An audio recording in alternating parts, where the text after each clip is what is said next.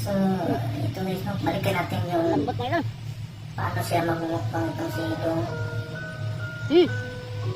Iba talaga siya guys kasi hindi niya dinadaya yung pagmumukbang niya. Yung bang kung ano ang nandyan sa harapan niya, uubusin niya talaga. Di tulad ng ibang mukbanger na dinayain nila. Parang ikat-kat lang talaga. Pero siya iba talaga guys. Tingnan nyo.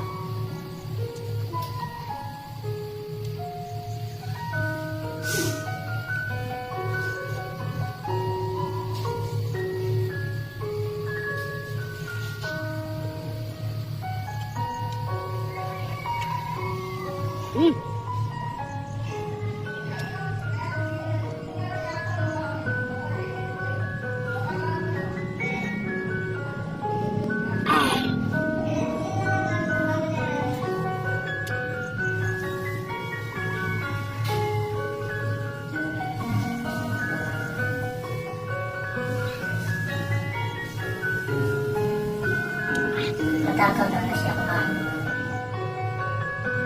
Kaya, sarap niya tingnan eh.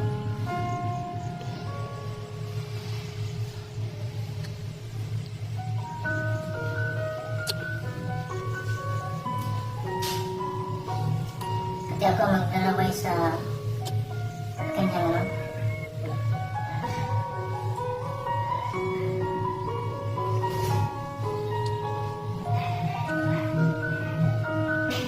Bagay talaga siya sa pagmumukbang.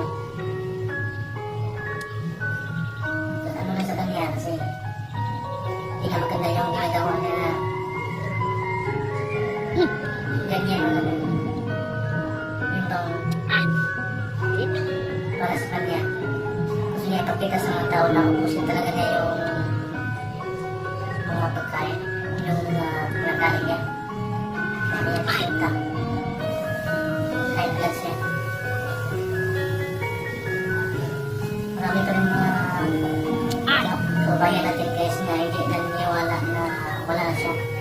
Napatay na siya.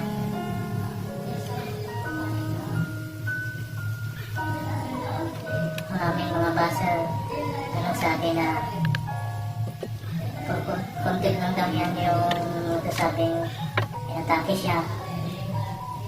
Kalungkot kasi marami pa rin tao na hindi naniniwala.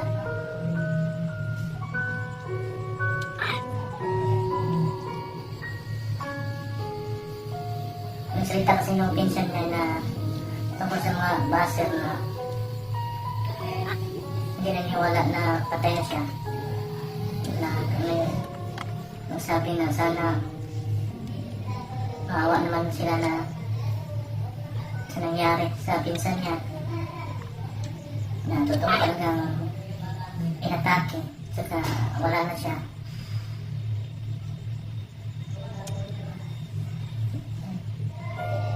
Nakakalungkot po may mga ganyang tao kasi kailangan pa ng proof na ano nakita na nga yun sa hospital na na-dextrose na. Ang iba ayaw pa rin maniwala na inatake. Ngayon talaga yung ngayon mga tao guys na kahit gaano ka kabait may basil ka talaga.